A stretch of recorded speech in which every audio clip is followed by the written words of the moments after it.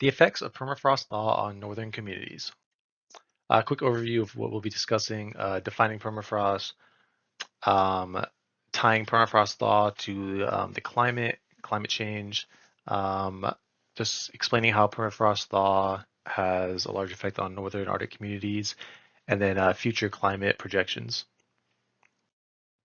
What is permafrost? So permafrost is defined as ground that remains frozen for at least 2 consecutive years. It's typically below an active layer of soil that is constantly freezing and thawing.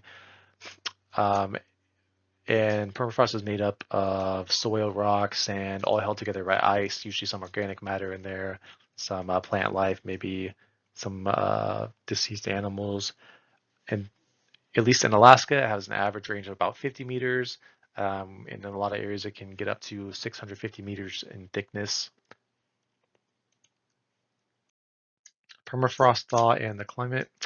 So there's a lot of dead plant material inside the permafrost, and as this permafrost thaws, the plant material is then released and begins decomposing.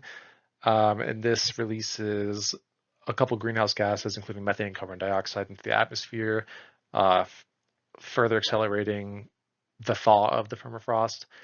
Um, and inside the permafrost that we have on Earth, it currently holds twice as much carbon dioxide as all of Earth's atmosphere.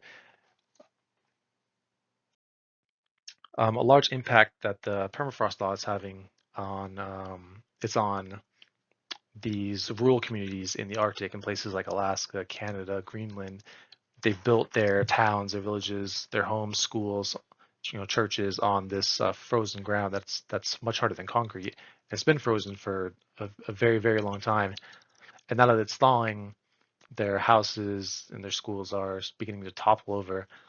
They're also losing access out of town via roads that are becoming quickly unusable.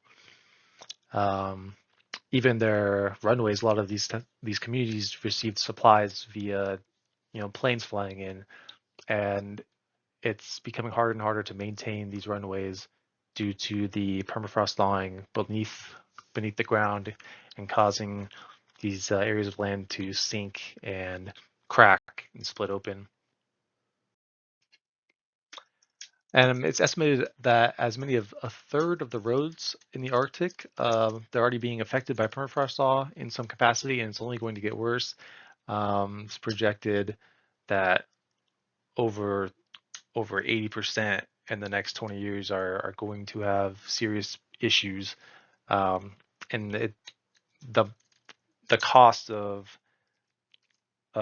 fixing these things is it's not feasible for these communities without outside help. A lot of them are searching for federal grants, trying to think of other ways that they could gain access to crucial areas, um, maybe building new roads that might last longer, or even the sled dogs that they use. A lot of the popular routes um, are having trouble with the upkeep in those areas because of the permafrost thaw.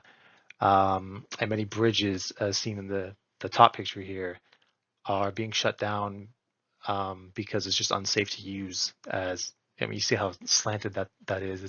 It's quite dangerous.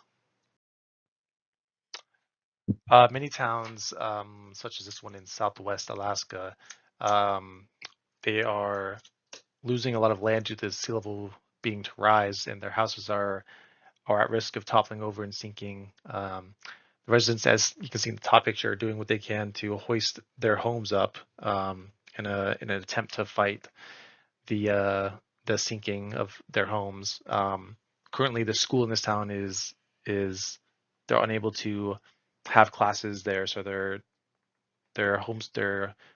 using people's homes as temporary schooling because the school is unsafe to hold classes at the moment. They're hoping to relocate, but really the surrounding areas aren't any better. They're currently asking for federal grants or some form of help. Um, these people have been here for generations, um, and to them, leaving is just it's not an option.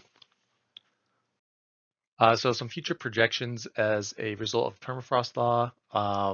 Canada estimates around $400 million in structural damage by the year 2100, um, and even globally, as much as 70 to 80% of all the permafrost is going to disappear. Um, and there by the end of the century, there isn't going to be a way to stop it or reverse it. And because of the organic material releasing um, these greenhouse gases, the permafrost is thawing at just an exponential rate, and really accelerating climate change as a whole. Um, and this is my works cited. Thank you so much.